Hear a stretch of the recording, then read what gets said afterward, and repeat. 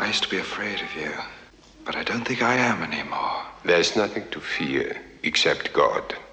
For me, God is a disease. It's the things that make you look at what you thought you saw in a different light. The hole in the Pentagon being too small for a plane. The lawn isn't mussed up. The government's not showing the plane hitting when many cameras photographed it. There's nothing to fear except God. God. God. Oh, if you already know the answers to your questions, then why ask? It's too big. Back and to the left, back and to the left, back and to the left, back and to the left, back and to the left, back and to the left. Hello, everyone. We are back, the Half of God's Face podcast. We're in a great mood tonight. I was at a Cubs game. They got dog walked by the Oakland Athletics, and it was kind of one of the worst games I've ever seen. The Cubs are in free fall, and Austin's jackass team traded Myles Garrett to the Rams. So, all the things that are happening in my life, I'm now just going to aim my ire at Austin. Yeah. So it's all your fault. I'm so defeated that it's a victory because I like him. That's the only silver lining I get is well maybe he might win a Super Bowl now. Good for him. He's free. He's no longer in pain. Oh my God. That was a shocking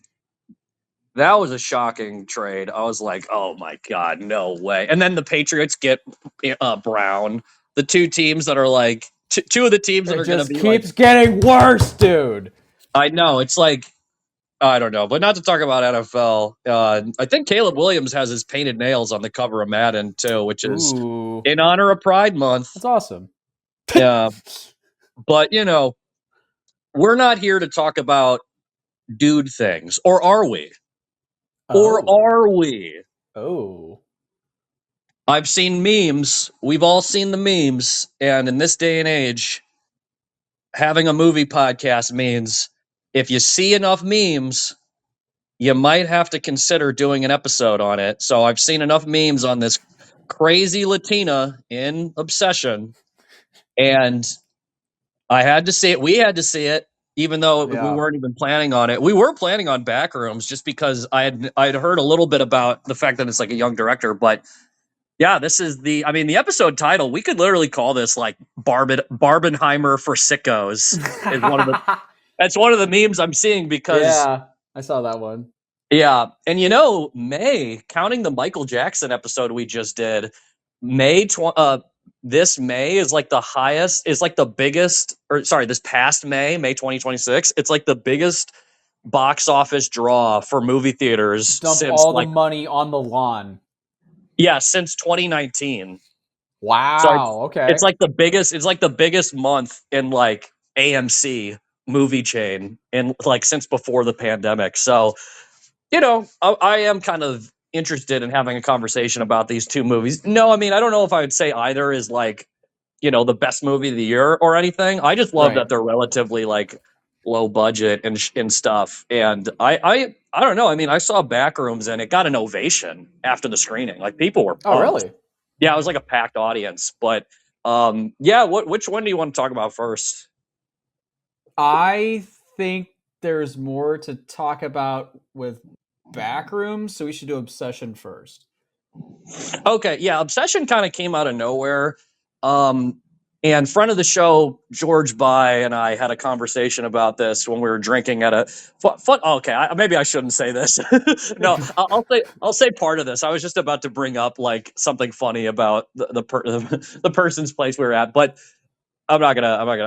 I don't know him well enough to to bring that up. But no, the point I'm making is we did talk about it on Saturday, some of the things, and I don't think he liked the movie at all. Oh, but geez. No, I liked it. I had a similar kind of reaction to it as I did so what I'll say about both Backrooms and Obsession, and I think this is important to say, I just think concept driven movies, like a movie like when I was in screenwriting class back in the day and someone would go, "Oh, I have an idea for a movie. It's an island, it's full of dogs." And you're just like, "Okay, I'm going to fucking commit seppuku if you say one more word to me." Isn't that a Wes Anderson movie or? No, I just that was just a stupid example, but or Oh, it's okay. like, how about this? You blow on a lucky clover and you get invisible powers. It's just Mhm. like, okay. So that being said, there is a very, very, very cynical, cutthroat reaction to both of these movies that I think is fair. I'm not going to go to war. And weirdly enough, I've seen way more people just hate Backrooms, which to me, Yeah. I liked it more than Obsession. But at the same Oh, time, okay. I kind of went in with like a healthy dose of optimism. Like I wasn't going in cynical or snarky or anything. Like, oh, Right. these are just this. I went in genuinely being like, this is really cool that these are big blockbusters and they're basically original movies, even though I think they're kind of simple. So Obsession, the thing that made me really want to see it is it's like a $750,000 budget Yes. and the movie made like I think 10 or 20 million dollars the opening weekend, and then the second weekend it made like 30 million dollars, which like literally never happens Yeah. for a film to make more in the second weekend. And then I think it made more the third weekend. So it was made for 750K, and then it's As of right already now, it has 155 million worldwide. it's at 155 now. I was about to say 118, but yeah, it's at 155 for a budget like that is like I'm going to go out on a limb. I literally believe that's never happened. I mean, Pulp Fiction, I believe, was like 500K or maybe $1 million budget. It was also really, Mhm. really, and that's obviously a smash hit classic. I think that grossed like something like that too. But I believe, and again, this is counting inflation. Like in the Right. 90s, Pulp Fiction probably did have like a pretty low budget, but 750K by today's standards. And, in fairness, the movie, it doesn't, you can kind of see that it wouldn't cost that much money. Right. Like, because it is kind of a simple, like, plot. It's basically like about a guy and his, like, so I'll go, I cut myself off. So there's definitely some memes that I'm seeing because I think a lot of why this movie is kind of a cultural phenomenon is that it's kind of about dating, and it's dating Yes. between like two adults, and people are kind of running away with different interpretations.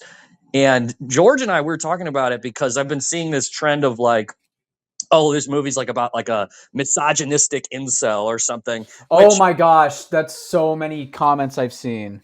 yeah, It's which just I like, literally I said to George, I'm like, what does that even mean? It's like certain terms just completely lose their like meaning, and I think it just gets to a point with me where I'm like, okay, because I'm going back and forth with George, and he's like, oh, but that is what the movie is, though. That's like what it is. I'm like, okay, like like I'm just like kind of like spell this out for me like slowly, you know what I mean? And okay. I'm not even saying I disagree with the opinion. I'm just like kind of, that wasn't really my takeaway. I was more like, oh, it's a horror movie. It's a horror movie about like, relationships. And he was like, oh, it's about like date rape. And I was like, okay. And in what way exactly? And I think the notion is that people are like, this main guy is like pure evil because this woman isn't interested in him, and Okay. Okay. he Wait a makes minute. this he says this wish, and then she's like, in her sleep, talking in her sleep. So that's, to me, that's the reason why I like kind of like Backrooms a little bit more than Obsession, is Okay. that I genuinely was a little bit confused about what my takeaway should be in Obsession. I'm open to different Hmm. interpretations, so I wasn't even pushing back at him. And we just had this moment where he's like, "Okay, but yeah, what the main character does is bad." And I was like, "Yeah," it's like we just had this moment where I'm like, I'm not even disagree. I'm not even saying like the main guy is awesome. I feel like that was another aspect of the movie where so he gets this Yeah. like this wish thing, right? And then he Hmm. makes her fall in love with him, and he's just very stumbling over himself the whole time, like, oh, I don't know if we should do, like, I'm kind of scared of her. See, I Like, like that's been a like big critique of the movie is that he just is like he's just kind of like too much of a pushover and he mm. like doesn't get out sooner. I think it's hilarious. I love it. I just Yeah, I definitely enjoyed it. It was really funny. it's really funny. Okay, like the scene when So like when the movie starts, his cat's just dead because he left his like pills out, Yeah, and yeah. his cat swallows the pills and I guess ODs or whatever. Um, and then later, after she has basically fallen in love with him from the wish thing, she cooks his like dead cat for him, and he's like rehearsing the lines outside. He's like, "You can't cook the cat, Nikki." That I think this movie is really funny. Oh yeah, it was It's hilarious. it's just I love how I don't know people looking for like the critique of like oh he just like he should have got out of there sooner. It makes no sense that he's going along. I'm like yeah, but the movie's not even real. It's a joke. Yeah, there's something about it that I think is more like, because again, I'm seeing people like post stuff just being like, oh, it's like oh my god, like, and then that's another term that I've been seeing floating around, which I do think these interpretations are valid within like what the film is. Like, I'm not even saying these are wrong. It's just not my takeaway, like in real time, if that makes sense. Sure. Um, but no, I heard people talking about like female bodily autonomy and stuff like that, Hmm. and I thought that, I think, now that I've heard people like kind of give those arguments and stuff, I mean, it does make sense. Like the idea of the horror of the movie is that this guy wants this woman so bad, he's like willing to like essentially like trick her or like use like some kind of extra sensory like means. But I almost Right. took it in a different way where I was like, being like the title obsession and stuff. Because the way I looked at it is like, yeah, that is definitely a valid interpretation. But it's like I think that might even be like the log line where it's like, careful what you wish for or whatever. Which again, like I said, usually if a movie has like a log line or whatever that is that simple, I usually I usually don't like even see those types of movies. Usually, But it yeah. it did seem kind of like it kind of just I feel like it had to do almost like with responsibility as well. Like, yeah, Mm. I think there's the angle that he like just wants to hook up with her and he wants her body more than her as a person, but I don't think that's really true. I think he genuinely loved her, Yeah. but and I think she liked him in No, a that's what certain I kind was of gonna way. say. I think I heard it was I haven't looked this up, but I heard it was like canon from the director that like she likes him. And that's Really? part of the messed up tragedy of the movie is that he could have had her when he's Oh, dropping her off interesting. at the house and she's just like, do you like me? You better tell me now. And he's just like, "Oh no, it's cool." And then Yeah, that's the other thing is like I don't know why people are so certain that she like wouldn't be down because she ends up hooking up with like the pudgy 6 foot guy, and you're just kind of like you're like all right. I So love I'm not saying she's like easy or something, but like it seems like she just might just be down to like hook up with her friends if she's doing that, Hmm. you know. Which again, I still think like yeah, she is like the real victim of the movie, but Oh it yeah. definitely I mean some of the memes are going viral because it's basically like it comes in like with that plot and stuff that kind of like hooks you and I think it hooks a wide enough a group of people like people going like on dates and stuff, but men, women because I Oh. think people like horror movies, but it's also like, it really does invite this conversation about like dating culture and stuff. But yeah, I don't know. I almost thought like some of the horror as well was like yeah, like I said, careful what you wish for, but it's almost like about responsibility. It's almost like you want to be in love with someone, you want someone to love you, and you want to be in a relationship, but then there's this But like heaviness as far as her being like, I want to sleep over. And then she's like in and some of the memes are really funny because I'm seeing like the hood meme pages that I follow and stuff yeah. being like what when she wakes up in the middle of the night and she's mad at you because she had a dream that you were in. And she's Oh like in the god. corner. Oh no. Oh no.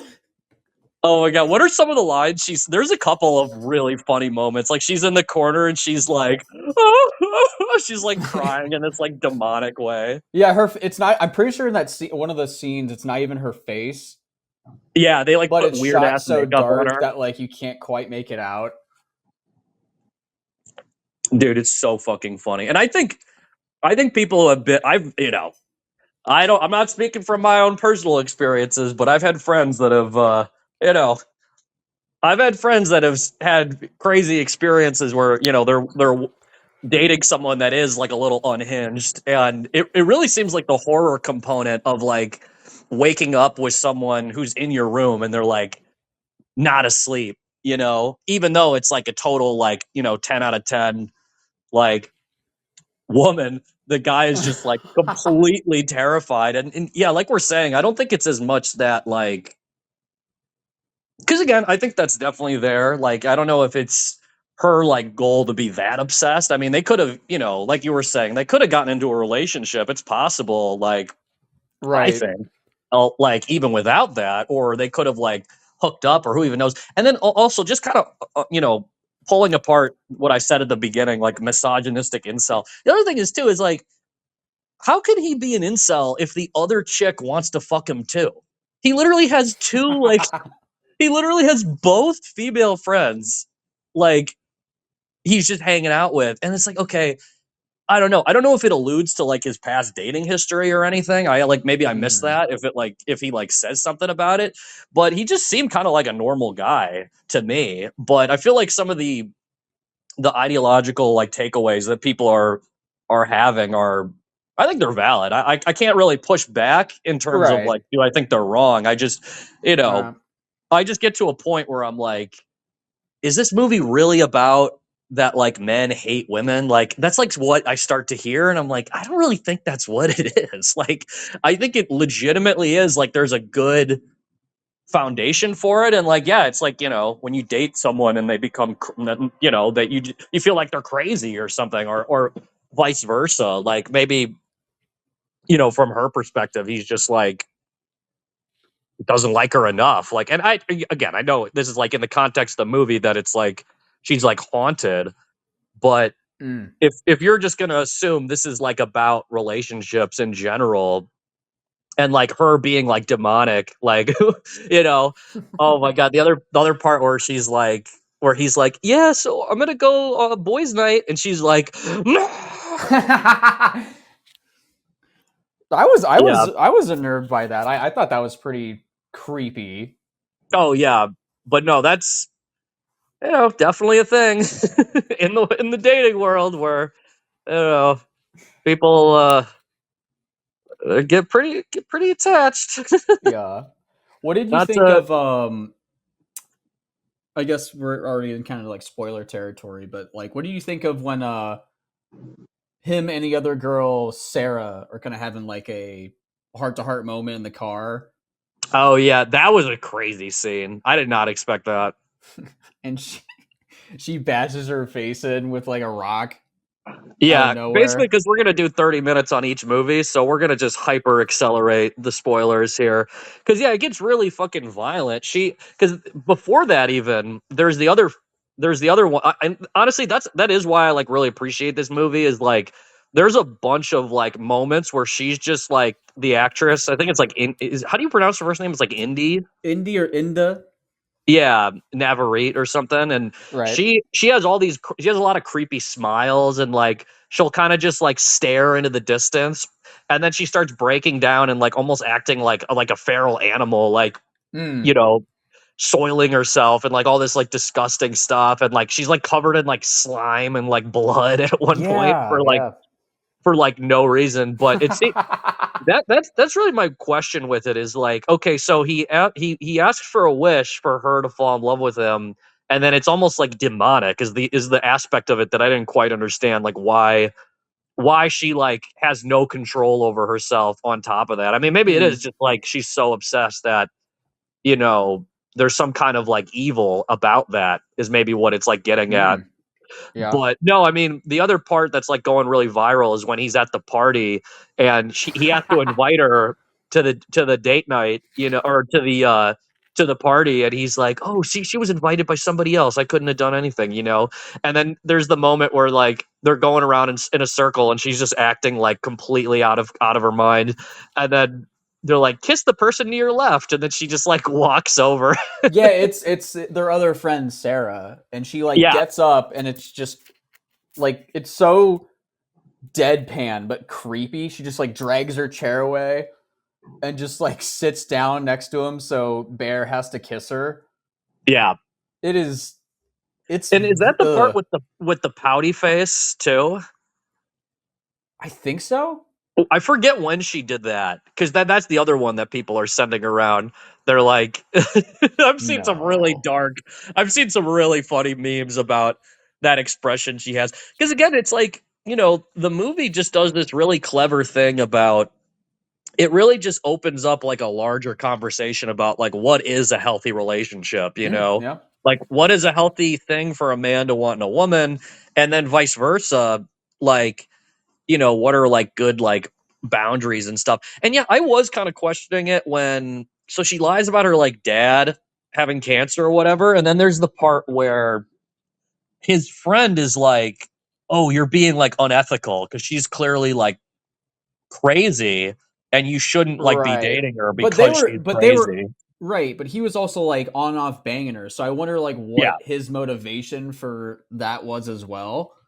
Yeah, exactly. And that's the part where I have a hard time believing that like, there is really an easy moral answer to some of the aspects of the film. Like, yeah, I Mm, mean, that is like it feels like a harmless enough thing when you don't think a wish is gonna like come true. So I mean, that's the other part of it is like, is that really like that sinister of a thing? Like for a man to wish and he doesn't think it's gonna come true and then he just does it? Like that almost sure. seems like sincere. Like I don't think that's like, oh, he's taking away her bodily autonomy. I mean, yeah, you can take that perspective, like it, but I don't know how much like he really is in control of what like happened.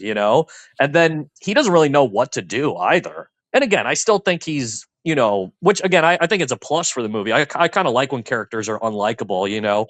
And I would Sure. say he is like kind of an unlikable like guy in all these different kinds of ways. And I think he is like unethical in different ways, but she also starts killing people. So, it goes it goes without saying she's also pretty, she does some pretty evil shit too. And then this guy reveals like their friend that he was also banging her, and I'm surprised I haven't seen that meme with the movie. The fact that he goes like, "I wish I had $1 billion," all this money starts falling on him. Oh, I saw like one with the SpongeBob dude with like a hole in his head that was like, "Yeah, open the door. I got $1 billion, bro," and it was just some dead person. Oh my god. Yeah, because when that happened, I was like, damn, this is almost like this movie was almost like designed to be a smash hit. Cause that's almost like a symbol for the movie. It's like this like of its success. Like this director just like kind of making a somewhat humble film that probably didn't even have that much of like a what I'll say about it is I think Hmm. the movie, if I had to guess, I don't know, I haven't looked into it, like I haven't watched any interviews or anything. But if I had to guess, I would assume that in the works, the screenplay had some hype to it. I have a feeling like within the know, people had a feeling that this movie could be something. But Mm, I did look it up, and I think the trailer is like has a shit ton of views, and the trailer yeah. is like 3 months old or something. So I believe that yeah, that this is a pretty natural thing as far as like it came out of nowhere.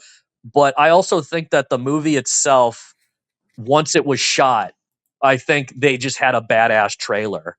And I think people were like, "Oh, that looks good." I mean, I think, and there must have been like a marketing angle to it outside of even just the memes on why the movie's so successful. But it is really a miracle. It really is a miracle that this movie's such a hit, and it's what you love to see. I think that's like so good for cinema. But yeah, so basically, getting back to the plot, after Nikki had like flipped out and like kind of like ostracized all their friends, and Bear also had like kind of, everyone's kind of questioning what's going on. Like, is he like manipulating her in some way or taking advantage of her, or what is happening? Right. Or should she like be put in an institution or something?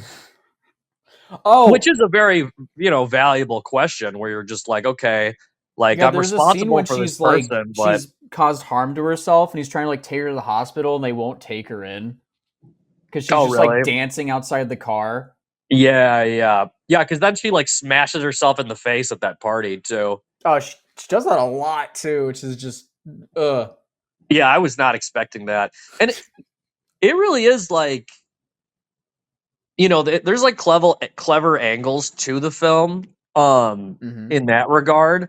But yeah, I would say that like more of my critique of it was just that like I thought some of the times I felt like some of like the dialogue when he's kind of like backing his way into this relationship, and then they're talking about, you know, again, just his like kind of unwillingness. Like he gets what he wants, and he's like almost immediately freaked out about it. Like there's one cut scene where he's happy, and it's like solid.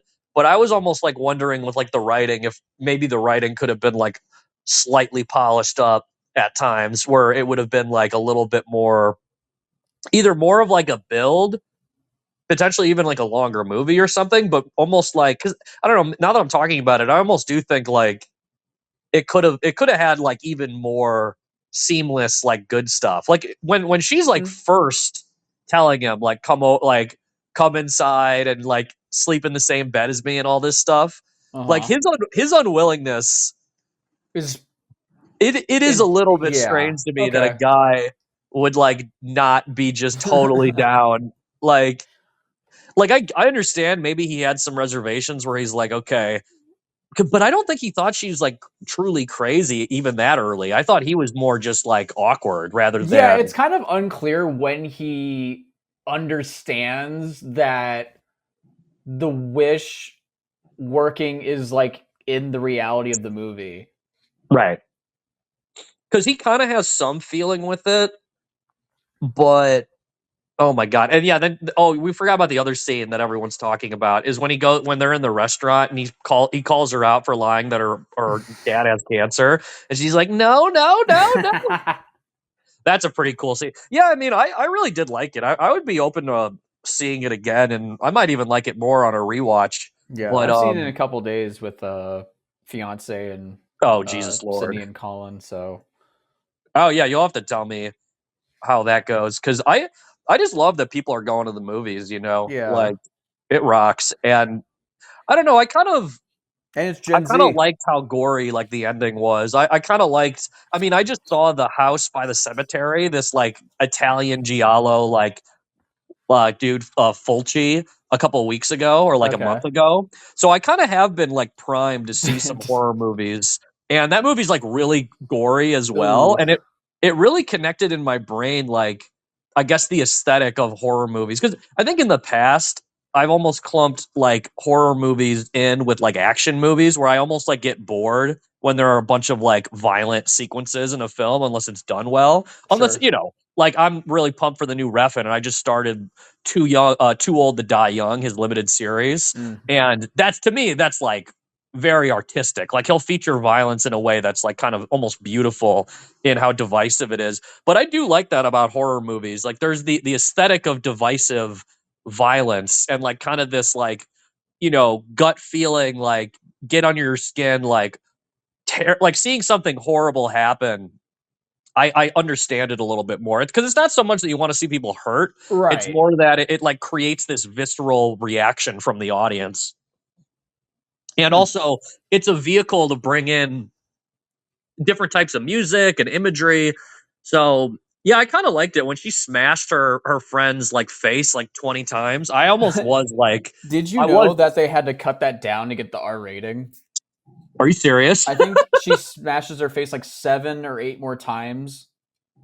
And That's they were like, nuts. this is NC-17, which to me is kind of crazy that like it would have that really like that's what would have done it. But Yeah, I don't. That's hard for me to. I mean, the MPAA is out of their minds, oh so yeah, they're maybe that's insane. true. But that's bizarre because that was pretty graphic anyway. Right, I Like heard it's it was not like like 7 more times, and they were like, you got to cut down how many times she gets. Like, okay, that is like one of the funniest things I've ever heard in my life, because she smashes her head like 100 times. it's so many. It's so fucked up. Yeah, I Oh, actually it's so bad, kind of love that scene, because that was one of the scenes where you're like, wow, dude. this is really when the movie is like, yeah, There he's like was having an what I'll call an elderly gentleman in my screening. He went, "Oh, oh, oh my god,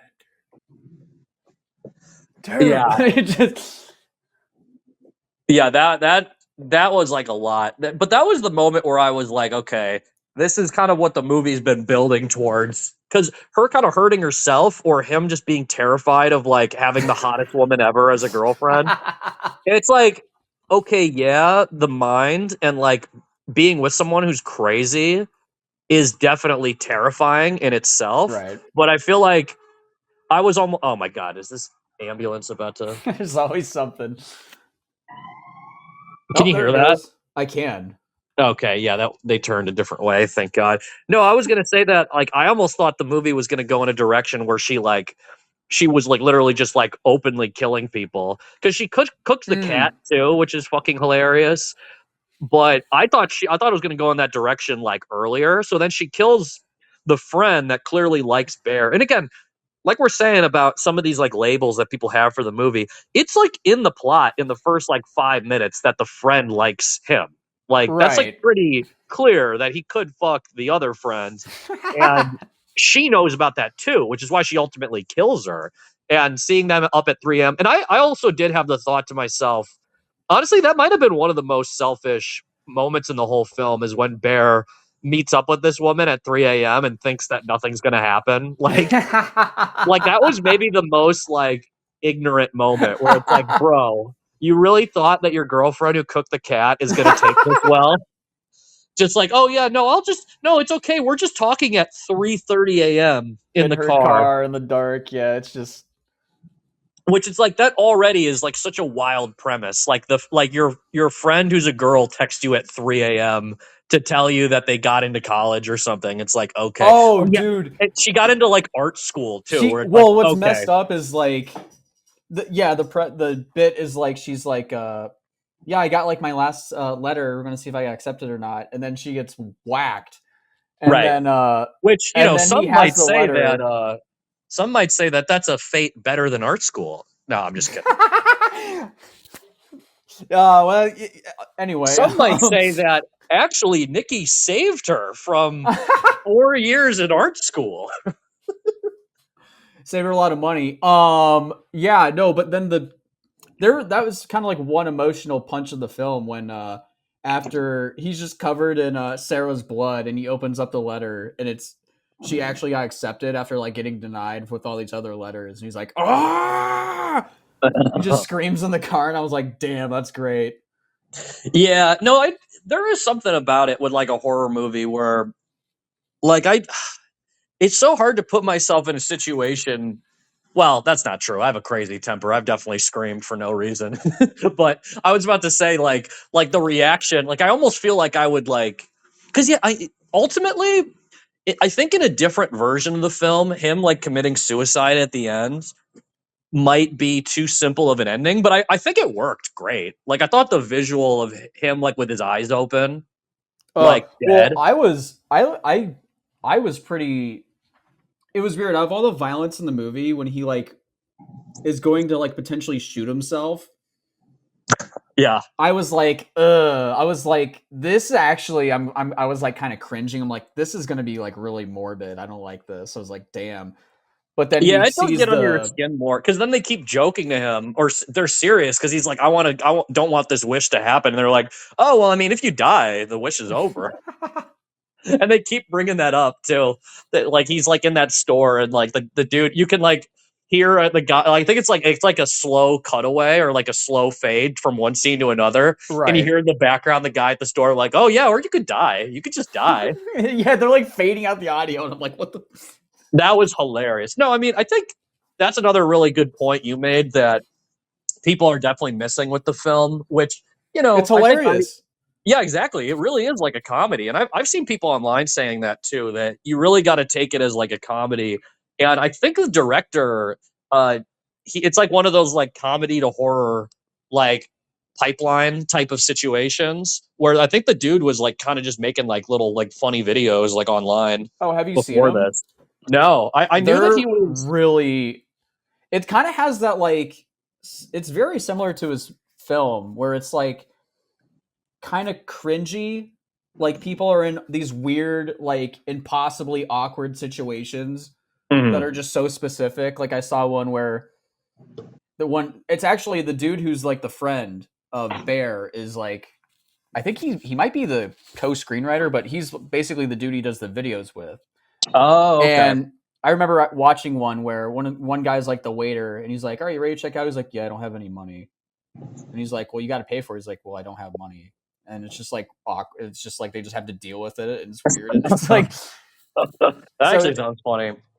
yeah, No, and I will yeah. say I did call that guy pudgy, but I in real life because I've seen memes that I've seen people talking about this online too. Is like, oh, the most unrealistic thing about Obsession is that this like 10 was fucking this guy, but. Then I saw other people being like, "Oh, he's over 6 foot and he like makes her laugh. That's all you need to do." And then I was also just like, "Yeah, I mean, he clearly does that character type, like the friend. He Mhm. definitely fucks. Like I had no doubt about that. Like it kind of made We all sense know to a guy me. like that. Yeah, he's clearly like kind of the connective tissue between all the friends too. I got the sense, and I don't know. It almost reminds me of like Hong Sang-soo movies, where in Hong Sang-soo he does a similar thing where there's almost like a premise that is not quite like a wish, but he'll have all the characters play different versions of themselves. So he'll have like a Mm. friend group, and then every character ends up like there will be like 2 or 3 women in a friend group, and then 2 or 3 men, and then everyone ends up hooking up or dating in a different scenario. Which you can watch the movie, some of Hong Sang-soo's films, and go, "Oh, this is like one reality. This is another reality." Or, and this is almost like where I get with Obsession, that is like just true, is that people in these friend groups are just fucking each other. You know, I mean, they're really like people like hook That's up what I when they're haven't seen, and like that's what was really I appreciated that. I mean, that's just kind of a yeah. reality. Like No, I feel like the movie really spoke to a lot of true things, is why it ends up being, such a hit. Honestly, I think I might like damn near see it again in the theater. It's definitely like a blast. And oh my god! But I didn't get popcorn for Obsession, but I did get a fat bowl of popcorn and just shoved it into my fat fucking my. what? I took my pudgesicle fingers. I took my sausage fingers, and I just bodied a medium popcorn watching Backrooms. Oh, I would go. That's an incredible segue. I don't No, know if I you went could with hear in my voice how confused I was or not. yeah, It's like, but what no, is he yeah. So doing? Bear kills himself. The movie ends. Blah blah blah. We'll probably jump back to it, Well, but she's about to kill herself too, but then she had one of the wishes to that she would. Uh, I don't know. It's kind of quick, but it works. I oh yeah, love it. that's what it was. Is that yeah? Because he tried to get someone to wish him out of it, and then yeah, Yeah, his and friend, so and he wishes for $1 billion, then he gets $1 billion, that is really and then he funny. gets shot in the murked in the face Oh, I forgot he got shot. very quickly. He's like banging on the door in the climax of the movie when he sees Sarah's naked body with her head still bashed because she's Oh like, yeah. it's very subtle and quick, but she's like trying to become Sarah so Bear will like her more. It's pretty disturbing. Holy shit! I It didn't know happens that. so fast. She's like, she has like markers and she's like So trying to draw tattoos on herself like Sarah does. oh It's that's a good pretty catch. disturbing. Holy shit! Yeah. And, So does the Nikki, does she survive in the end? I like completely yeah, forgot. yeah, she survived. Well, because she's so she wishes Bear. I think she wishes Bear to love her more than anything, or something, or not. I don't know, but he dies. So then now that he's dead, the I don't know. I call it a curse. The freaking wish is broken. Yeah. So she's basically just all her friends are just dead in her Bear's apartment, and she just kind of Right. is screaming in the credits roll. Yeah, that's a pretty cool ending, honestly. But no, and it is fascinating just comparing these two movies together, because I feel like the real connective tissue with Backrooms is just the fact, like we said, it's another very concept driven movie. Hmm. And even though it's clearly like has way more production value and like just Right. a spectacular production design, um, it really is very similar, where it's like, okay, a guy finds a room and it's an endless series of rooms. But honestly kind of loved it. Like I Yeah. went in with kind of moderate expectations, and I just thought the acting was like incredible. Like I thought, obviously the chick who plays Nikki in Obsession is amazing. And Bear is like serviceable. Like maybe it's just such an unlikable character. It's hard to like for me to assess how good the actor is, that I think he lead did a good actor. job. He did a serviceable job, but the woman who plays Nikki is like a total superstar now. Oh But yeah. I'm like in love with Renate Reinsve, and I thought she was like borderline just a total genius in Backrooms. And Mhm. I haven't really seen why people are saying the movie's not good, but I thought that I that's think it's because it doesn't have any answers. right. So And it's such like basically, a I mean, there's definitely like a bunch of teenagers who have seen Backrooms who have probably only seen like 5 movies in their life. yeah. So before we even get into like some of the substance of it, where because yeah, I thought the cinematography was wonderful, and I mean the fact it's a 20-year-old director. I mean, it's way more. I mean, I think if you flipped the ages between these two directors, I would be more willing to believe that Obsession was made by a 20-year-old. Backrooms is a pretty like it's pretty impressive. Like the Right. fact that he's that young. I mean, For being sure. able to helm and that's the other thing too is I just thought the casting decision of Chiwetel Ejiofor and Renate Reinsve was just like I mean, it's brilliant. I mean, it really. I mean, that's one of the best performances I've seen from Ejiofor in a long time. He He's was so amazing. underrated. Yeah, he was tremendous. And again, it's the same thing. It's the same. There are the same kind of issues with it that you can have with Obsession. I just thought that the polished nature of the filmmaking was a little bit better. And I really did, I thought it was because it's a little bit less gory than Obsession, but it also is like, you know, in the same kind of vein. It's trying to like get under your skin, but it tries to get under your skin in a more like subtle way. Yes. Um, so he discovers the back rooms or whatever, and it's basically it's his whole thing is that he's like, kind of clearly like going crazy.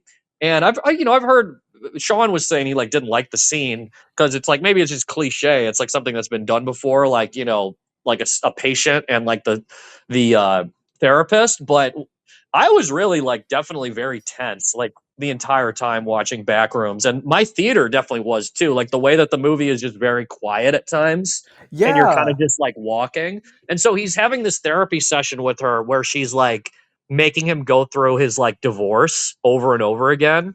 Right. And I love shit like that. I love act. I think the way I get where I get with it is the best way to really access talented actors is Mhm. by having them acting within acting. It's kind of So like I Abandoned My Child. yeah, yeah. So like, I mean, it really is kind of like like an acting kind of like 101 type of scene where you can see that being terrible, but it's like literally two of the best actors on the planet. So it's like, I mean, I don't think anyone could criticize the performances. I just think people think the movie is like too simple. But so anyway, he discovers and he's like he owns a furniture store. For whatever reason, it's called like the Ottoman, like maybe it's Ottoman, like it's like a play on words of like the furniture. I just like Wait, thought of that, what? but isn't it like Ottoman? He's like a Turk or something. I thought it He's was like I thought it was Captain Clark's. I thought there was like a whole like reference to like the Ottoman Empire. Oh, maybe. And then someone brings it up to them. They're like, "Wait, so is this Ottoman or is this like is this or is this like are you like a pirate? I don't understand." Because then he has those like really funny like ads that he does. Captain Clark's Ottoman Empire. Yeah, which I thought was funny, but no, so he discovers these back rooms and it's just these like really eerie kind of like office hallways, which people kind of already, know like that premise, but it really isn't clear like what it is exactly. It's almost like some version of like if Nikki is like haunted or cursed in Obsession, it's almost like he is like he's almost in like a haunted house in a way, you know. Hmm. And I just thought the aesthetic of that was fairly brilliant. I mean, I thought there was enough like just like the furniture and like it really is like artistic. I would say the Yeah, way that things there are was like like they're like it's almost like glitches. Like there's like furniture and like mhm. shoes and stuff coming out of the walls and stuff or like into the floor. Right, like weird noises. And then of course he goes in there and he hears like some kind of like creature in there, which you don't really know what that is for a long time. You're just like, oh, is there someone else in there? And I also thought because there's all this stuff with the camcorders too, like the kind of the prologue to the movie is like these creepy like camcorder like POV of Yeah, like I was a, like please don't have this be like half the movie. Yeah, it started. yeah. I'm like, I'm not watching a found footage backrooms movie. Okay, I did not pay money for this. No, I know, and that's almost like where I get with it, because one of Sean's criticisms was like, "Oh, I want to be in like the back rooms, and the movie isn't good outside of that." And I kind of just disagree flatly, because I thought like the flashback stuff with Renate having a crazy mother too, Oh, her I mom thought looks was insane. yeah, I thought that was solid, and then I just thought there was a lot of really good kind of like empty kind of buildup in the film. And I was just really pleasantly surprised that the movie was that much about just an unsettling kind of feeling you can't put your finger on. And of course, I mean, like Yes. we're saying with both movies, they're very heavy handed and on the nose. But the obvious quality of it is that, the Backrooms is in some form almost seems to be kind of like a metaphor for this guy going crazy, especially by the time Renate pops in, which that might actually be like the most like fantastical part of the film is the fact that his therapist like tracks him down and like goes to his furniture store. Like that is like that was probably the one thing where I go, okay, this might be a leap of faith that It did feel kind of leapy. Yeah. it does seem like there's a weird disconnect here where like she's just gonna like show up just because she cares. Like, I don't know. That was like the one moment where I was like, and I also loved when he like shows her like the drawings of the back rooms and he's like viscerally upset at her. But no, I mean I genuinely think Renate Reinsve is like, I think she's the best actress in the world. I think Damn. I think I think the thing about it is that her working with Joachim Trier and now what is it, Kane Parsons is the 20-year-old. Yeah. These are not like the greatest directors in the world.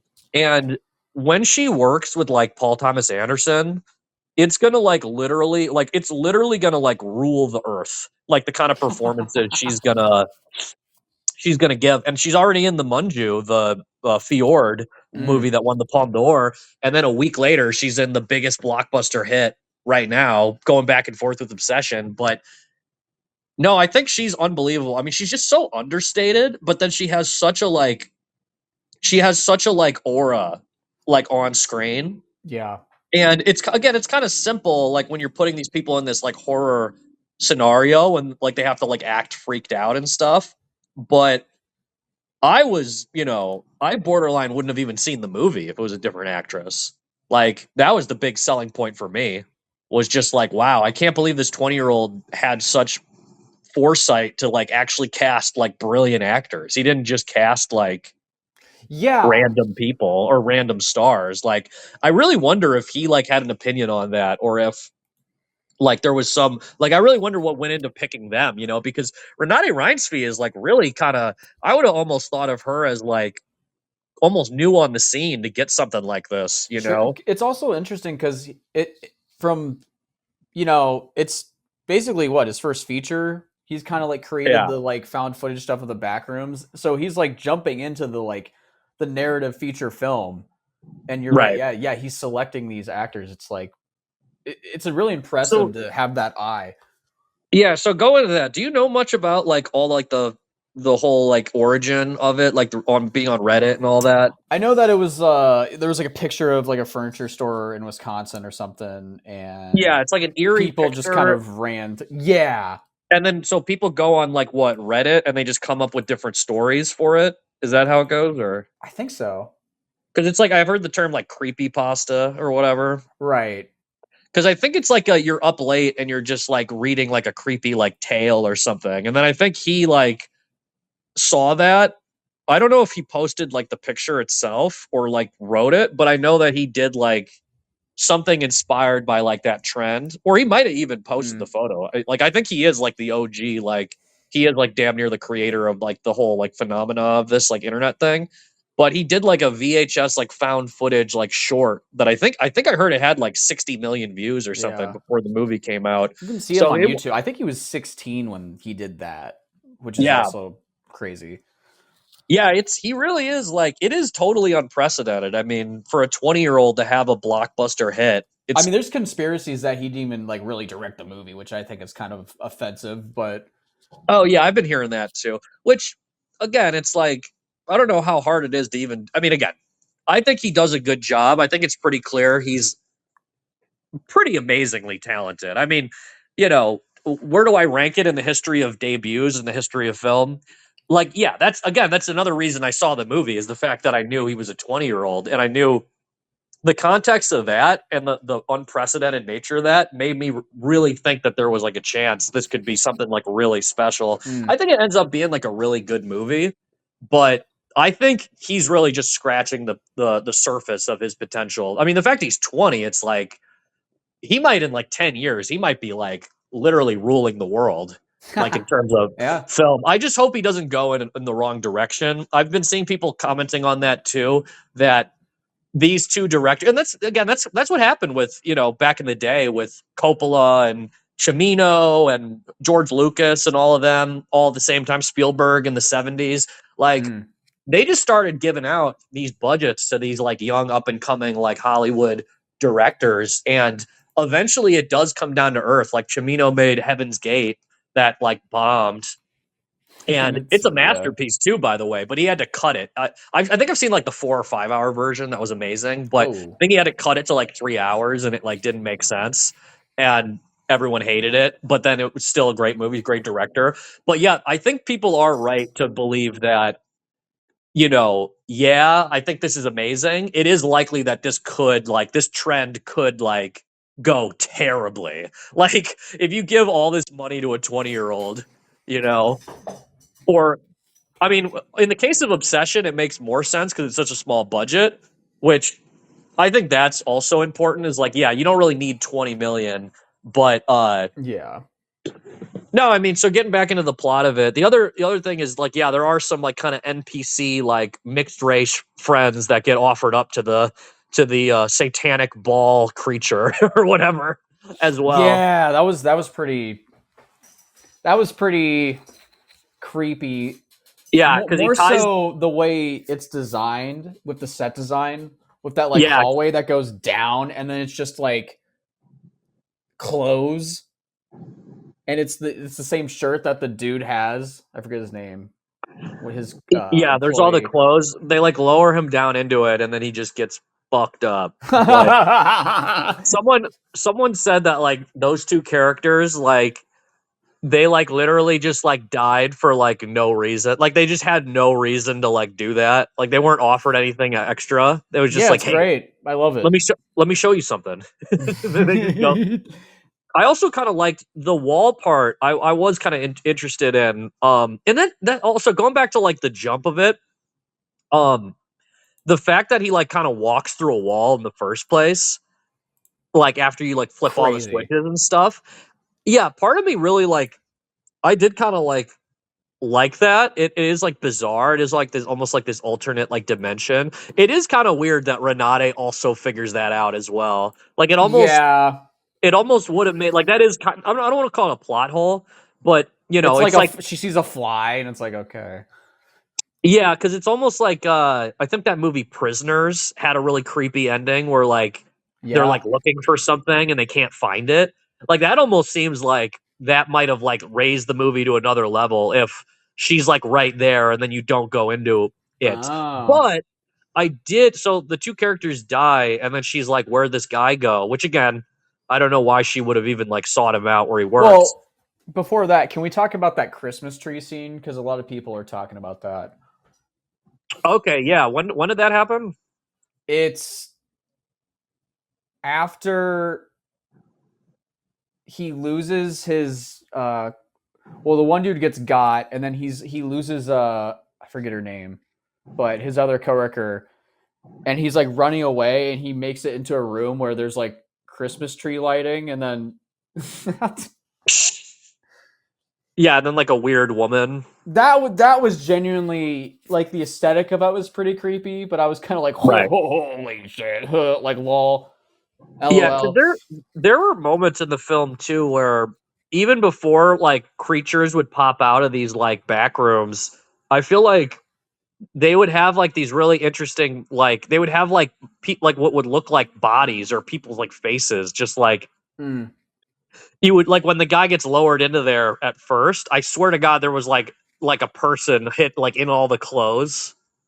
Oh, And it looked like there was a person's like head popping out from these clothes, and it doesn't even like it didn't even show like someone emerge from the like there was like almost like it almost like redirects you at times, you Mm. know.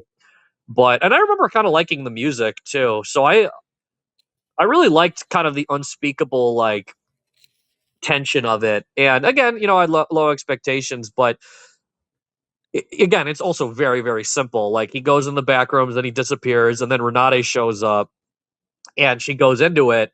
And I really also, I feel like I was peak like invested in the film when Chiwetel is like holding her hostage, and Well, there's all these like creepy like creatures around him, and he's just like saying like really insane shit, like, "Oh, by the way, you can eat them." He like cuts open like the yeah, yeah. stomach. That was like really funny and nuts. And yeah, then he cuts the woman's like hair off and puts it on Renate. Yeah. That was also like really creepy. But no, I don't know. I think that's another legit criticism of the movie that I thought is also reasonable, is just that there's such an abstract feeling to it, and the movie's like so unspeakable, like what's happening. Like you can't put your finger on what this like room is supposed, what these like corridors are supposed to be.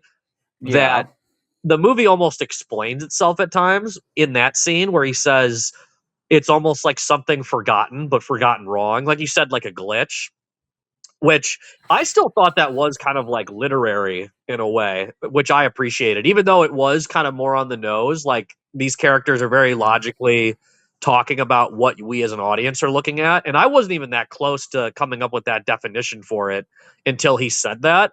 But I thought it helped, honestly. I thought it really made me like see the movie more in like this, we're talking about like concepts and stuff, but it really is something that's like not just like like there isn't just one answer for that. And I almost think that's a good way to like connect the dots into that weird almost like CIA guy or like guy that like just pops up, that's like that independent filmmaker that I think his name is like Duplass. Yeah. I forget when he pops up, but there's a sequence where Chiwetel is going into the room and it cuts to this guy like watching him on his like TV, right? Yes.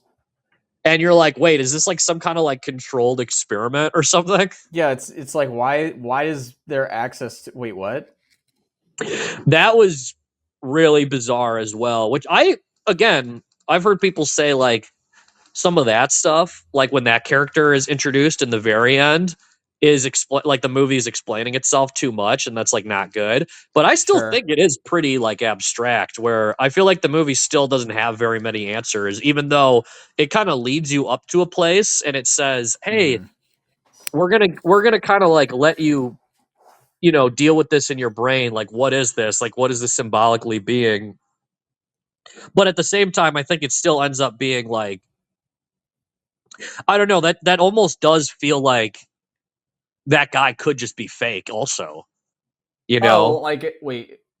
Like he might just Oh, be yeah, another yeah. feature of the bat. Like he could just be like a different, like instead of a creature that's all deformed and doesn't talk and like is crazy, maybe he's just like another imagined part because so yeah, getting to like basically the ending, she is hanging with Chiwetel and then this Hanging. giant, she's hanging out. Just having a good time, yeah. Yeah, just like Obsession, another really healthy dating situation of Renate with Chiwetel at this freaky dining room. No, but the crazy pirate monster comes out of nowhere, and I saw someone online be like ugly ass deity or something, or like some term for it, or it was like it is like off putting in a way where it's like funny that this creature, like the most the creature that's the closest to killing people that you actually see on screen is like it's like one of the mannequins that's like made in resemblance to Chiwetel himself. He says he hurts people in like Yeah, the and then beginning it of the like movie. starts eating Chiwetel Ejiofor Well, yeah. and Yeah, it's takes a bite weird out of him. cuz the redhead that who he rips the hair off of I think is supposed to resemble his wife, right? Oh, you think so? It's like a copy of his wife. Oh Jesus, I didn't even pick up on And that. when like his I don't know if it's a copy, but when like the pirate dude comes in, the chick with the hair like runs in the corner, and Right. like it's Oh, almost okay, like she's okay. trying to like get away. Yeah, and I kind of like that too. Like the weirdness of these like creatures like hiding in corners and kind of just like being able to do like one task and stuff. Lynchian. There's yeah, it's definitely very Lynchian. And I think between the two movies, I feel like Backrooms is more like it's clearer what the influences are. I would say Obsession is kind of like a breakout independent film, and I actually don't know if I saw too many like stylistic influences within it. But Backrooms, Hmm. it's very clearly like like Lynch, like there's definitely some Kubrick feeling of it, and Sure. some of its references are there, but no, I don't know. I definitely with both movies, I've kind of like appreciated the horror genre a lot more um, than I ever have. And I've never really been a diehard horror fan, even though obviously we named our podcast after Possession. But it is kind of cool to see that people. We did? Yeah, yeah. Yeah, shut up. We did.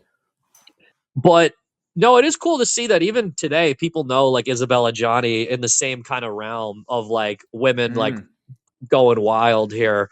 Um, but No, I mean, just to get to like the ending, Renate runs away from this pirate thing into like the deeper and deeper like back rooms. And like I said, I like seeing her in this setting, like being in an act like a thriller where she's like running away. Like it is like not what I would expect for her, like to be in like a Right. horror movie.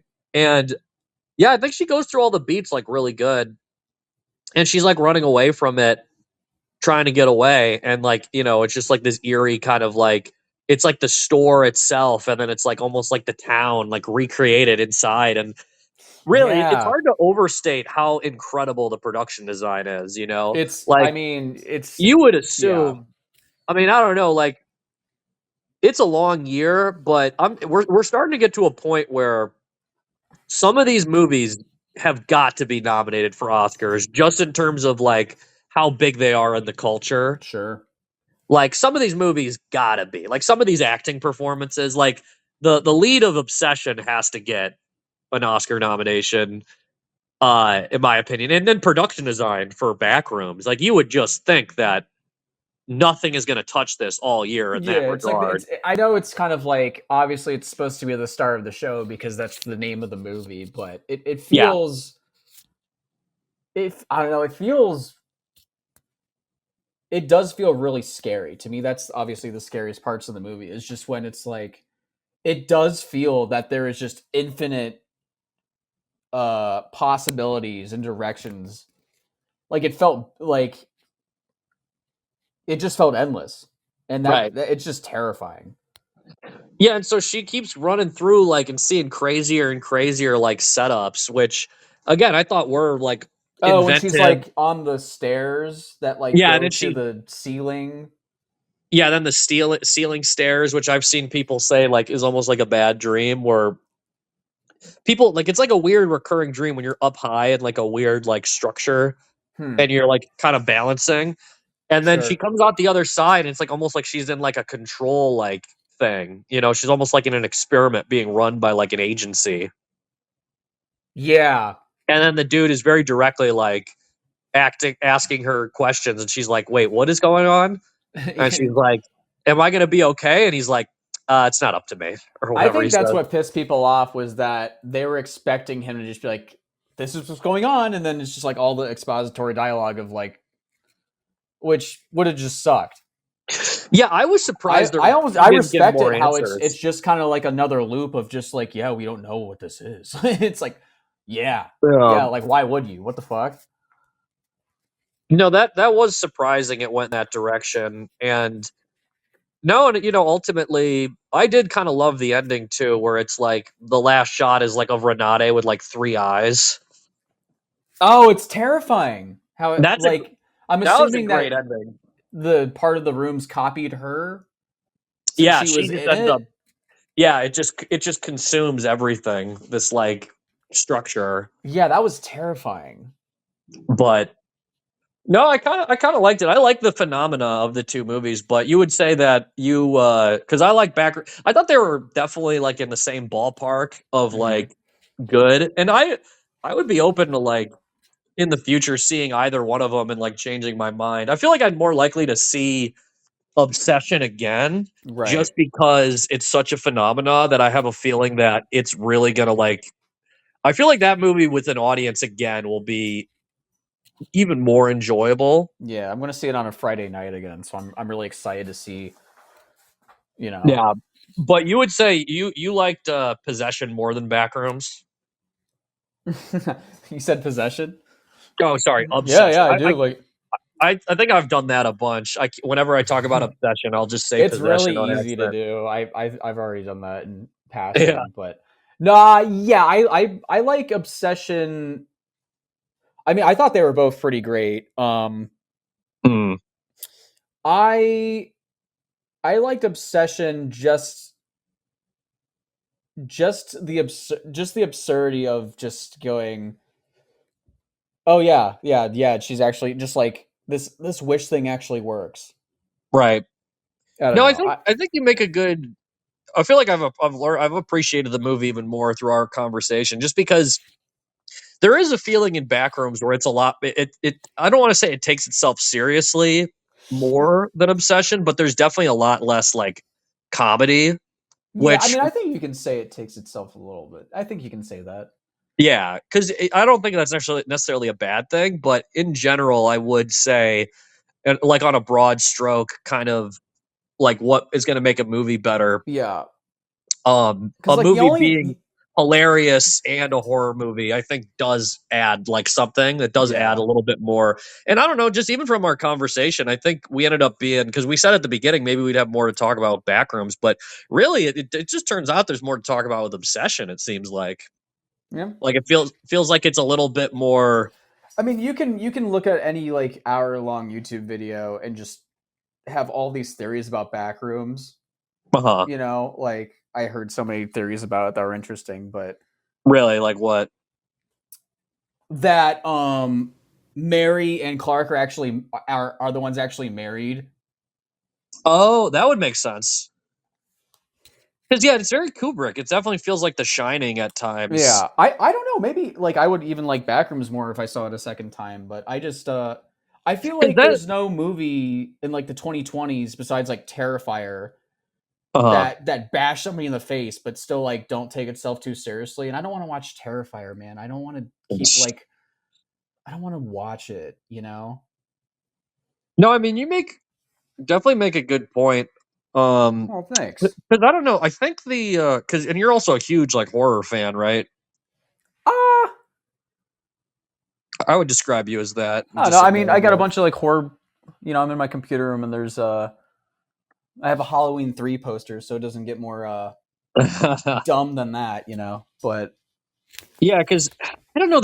I really have grown to appreciate it more. Just people, and the other thing that really can't be understated enough is that even though there definitely are like jump scares in both movies, like in varying degrees, they both really are not like jump scare like they driven. feel one a lot more earned, and two, Right. I mean, they don't even really feel like jumps. Like if a ghost pops out and goes blah, that's bullshit. If your girlfriend is screaming at you, that's like genuinely unnerving, you know. Yeah, exactly. Like both films, I definitely do think they're good for like horror movies. I mean, I think it's going to be one of those things where people are going to have like their hot takes, and and these Sure. movies are so famous that I'm sure that some of this could go sour. It really, as we're talking about this, it really does seem like Obsession is genuinely going to be like one of the most liked movies of the year. Mm. And Backrooms is much more like people will like it, but There is it a just lot of people though that like are saying it's just terrible, and I'm like, that's just not true. what movie? Either one, really, but it seems like Yeah. more people hate Backrooms than they would hate Obsession right now. Yeah, that's the vibe I get, which was actually kind of surprising. And like we're saying, I think it just has enough cultural kind of like oomph to it. Yeah. uh, I just like became fully. I'm not going to say the R word right now, but All right. no, I mean, I am happy for both movies' success, but I do know that we're going to get some like Monday morning quarterbacking being like, oh, these movies made horror movies terrible. You know, there's going to be something, there's going to be some like ironic like Yeah. perspective that pops out, but I think they're good They're for the Gen Z genre. YouTubers. If that's what we need to frickin' because I mean, come on, both these movies have made more movie than like Star Wars and More money. whatever Mandalorian and yeah, I'm pretty sure, right? Yeah, bro. Little baby Yoda he's got to He's get the getting fuck out curb of my stomped. face. He's got to stop playing in my face like that.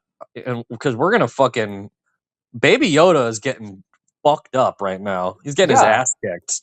And Or is it a I don't her? know. Is it If I don't know, like whether it's like the transgender? politics. What Wait, are the what? what is the gender of Baby Yoda? Baby Grogu. It's like the Fluid. Mandalorian and Grogu. I don't even know the title of it. I just know that like it's like whatever the new Star Wars movie. Man, But I don't it know. is Regardless so of like sick. the politics or A movie the made for $750K is beating Star Wars at the box office. yeah, that should be celebrated. We are so back. I literally want to just like We are so I want to Venmo the director of Obsession, and I want to see it again just to like fucking. What do you think of him getting the? Because he's supposed to do the Texas Chainsaw remake, right? Oh yeah, I heard something weird about that. I heard him say that like the original. Sean told me that he said the original Texas Chainsaw is like bad. I don't. Did he really say that? That's what I heard. That was the rage bait that I heard, and I remember that was one of the movies that you showed me when we first started hanging out, and that just seems like sacrilege if he said that. Because I think Sean said he likes like one of the sequels better or something crazy. No, I love the Texas Chainsaw, which the scene in Backrooms did kind of like seem to take off a little bit of inspiration of that. Oh yeah, well. that is true as well. Yeah, because the both directors like have like some like influences like there, but yeah, I don't know. I don't know how I feel about Well, actually, I do know how I feel about that. I hate remakes. Like I hate that.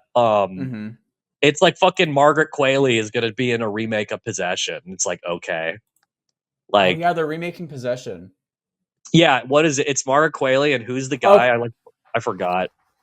I don't know. It's probably like freaking Tom Holland or something. I don't care. So Curry Barker didn't say it was bad. He said it was really raw and quote, it was really good for its time. Really good for its time sparked some backlash among diehard fans and critics, blah, blah, blah. Oh, okay. That's a weird... Maybe Sean just interpreted that the wrong way. Because Sean was like, oh, he said it's like not good. Well, I mean, I get it. I get reading that and going, okay, bro. Like, but yeah, that's a little different. Especially if you're like in the horror. Yeah, because I don't know. I guess my big takeaway is just that. So first of all, with the remake thing, it's like, yeah, I'm so done with. I mean, it's like the director of the Smile movies is doing the remake of Possession. It's like, bruh, Possession is not a horror. This is not like the same like ballpark. This is like one of the greatest directors who ever lived, dipping his toes into the horror genre. You know, that's like someone making a remake of The Shining. Like, could you imagine how fucking terrible a remake of The Shining would be? I can't imagine that. It's unfathomable how bad that could be. And again, I love Margaret Qualley. I think she's not necessarily the worst person to try, but it's like, okay, that's like a completely different actress. She has a totally different vibe. Isabella Gianni is like, her aura is just like on a completely different stratosphere. Like she's almost like a Klaus Kinski type of like aura. Like she's like an otherworldly, like unhinged kind of actress. She's not just like a likable, like Isabella Gianni would never be in a fucking Richard Linklater movie just being like adorable. You know what I mean? You're never gonna see Isabella Gianni That's just such a great take. I love that. In like Blue Moon with Ethan Hawke, like just like, even a young Isabella Gianni, like, because she's just next level. Like that's like one of the greatest actresses ever. By the way, belated happy birthday to Marilyn Monroe, who turned 100 on Monday. Oh wow! Which is, in terms of talking about great actresses, that's the other thing I like about these two movies. It's kind of generating a lot of conversations where people are going back and like taking a look at some of this stuff, and they're having debates. You know, they're saying where does Renate and where does I think they're more saying it with Nikki. I haven't really actually heard very much about what people are saying about Renate's performance, but they're really talking about the Inda or Indy or whatever her name is of Obsession. They're really talking about her as like one of like the great horror performances, and I think that checks out. I genuinely think that her performance has just captured the imagination of people, and she just seems like a really hilarious, like likable, like, you know, person. She has a lot of like really funny stuff going around. Like I've seen she would like stream like Call of Duty. So there's clips of her like playing like gun game, I love that. like getting excited, like killing people in Call of Duty. And that's maybe the only unbelievable thing about Obsession is that this is clearly like the most attractive like woman in the world, and she has to just be like It's psychotic. really funny. And she's very convincing, but there's definitely moments early in the film where I'm like, bruh, like she could literally like chop my like whole left arm off and I would still be like, everything's fine. No, I take that, but I'm just kidding around. But no, she's amazing. I'm excited for her career to play out. And she's really young too. She's like maybe like 25 or something. So everyone in the movie is like like gonna be like having like a big career, which I'm happy for. But no, I mean I think, like I said, I think that's gonna be the biggest hot topic of this year is like, did those movies like do something good for the horror genre, or are they going to create bad spin-offs or what? And I think my conclusion is that I feel like I've really started to learn like why it is kind of a box office phenomena. Like it isn't just that people like want to be scared necessarily, it's that people like to I think people like mystery, and they like to kind of be, I mean, it's not just like unnerved. It's something more than that. It's that fear is something that is just very compelling for. I mean, I want to say a lot of like box office success has to do with people going on dates and stuff like that.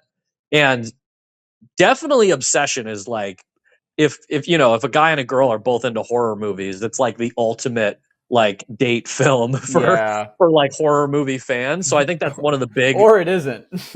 or it isn't. But I just know for a fact that like fucking everybody is going to see it, and people are seeing it like multiple times, you know? Right. Like, so it is cool when something comes out of nowhere. But yeah, I don't know, getting back to like, I'm almost trying to like explain like why exactly is this genre like on top right now, you know? And it's a fascinating conversation because at the end of the day, we always get bullshit horror movies that I like never see. Like if I ever go to an AMC and I see a trailer for like a horror movie, it always looks terrible, you know? Like they're just pumping those out. Like they're pumping those out nonstop. And like all these movies that I never see, but they just keep making them. People want to see them, you know? And I really wonder why that is. Like, I think there's something there, though. There's something, and it's not. I don't think it's just the violence either. I think people want to see violence on screen for different reasons, but it is kind of like psychological. There's something about the fact that you're in a movie theater and it's like pitch dark and you're staring up at the screen. There's something about it that people like kind of having this like, it's almost like self-aware in a way. Like going to the movies is almost, and like Backrooms too. People have said this, like everyone's making this joke where they're like, "Oh, I got out of Backrooms and I walked into Backrooms," you know, like because everyone's seeing these movies in these like huge movie theaters, or like you're in a mall, like a weird mall that's kind of deserted, and you're going to see this like Backrooms. So there's this kind of like this self-awareness like quality to both the films, but also like the horror genre at its core that kind of just excites people. Like there's something kind of like dangerous about like horror movies where I don't know, people are, again, I don't think it's quite as much like people are seeking like thrills. I think it's more actually it might be more thrills than like being like scared, because that's another like trope that I always hear is people go, "Oh, that movie's not scary. That movie's a horror movie and it's not good because it's not scary." And I'm like, I don't really know what that means, because I don't really see movies to be scared. You know, I see a movie like for it to be like. I Good. mean, I kind of like the memes of it is also kind of like you can argue it's a response of like the spookiness of the imagery that like Right. you kind of like regain the power by just memeing it to death. Like I've seen so many memes of like the pirate throughout the backrooms doing like a kickflip on a skateboard, and I'm like, oh my god. But like the pirate is genuinely creepy. I don't like looking at it. But something about him on a skateboard makes him a little bit less scary. I don't know. Yeah, there might be some of that as well, but no, I mean, pretty much all I had to say. Do you have any other thoughts on the two movies, or? Yeah, I'm gonna see Obsession again on Friday, and like you said, man, we are so back. Yeah, we're so back. I mean, and like the Michael movie is almost at $1 billion worldwide. Isn't that crazy? Yeah. I love it. I got to send you. I sent you some more like another Michael Jackson truther video earlier. Ooh, That's okay. pretty lit. It's like going through the narrative of when he like tried to get the rights to his music back and how he just was like murdered by his doctor. Oh. But no, I mean, like I said, I mean Michael and then these two movies. I mean, they're gross. It's literally like $1.2 billion, right? It's That's like great. $1.2 billion between the three of them. It's kind of crazy. So it's a huge year for film. And then we get the new Spielberg and then the new Christopher Nolan the next 2 months. So it's Oh damn. looks like a massive year for film. So we'll be back. I honestly, yeah, Disclosure Day. That's like a couple weeks from now. So I think Oh, that'll probably be cool. the next episode. Spielberg's return to making a film about aliens. I haven't seen. Remember, I didn't finish the trailer because I got that weird ASMR with that noises, and I just clicked off. So I don't really. I know it's about aliens, but I don't really know what's going on. Yeah. But anyway, I'm going to watch the NBA Finals now. So If the Knicks win the championship, it will be bad for the world. I'll say that. that is very fair. We don't want that happening. We do not want that happening. True. All right. Bye-bye, everybody. Hee hee.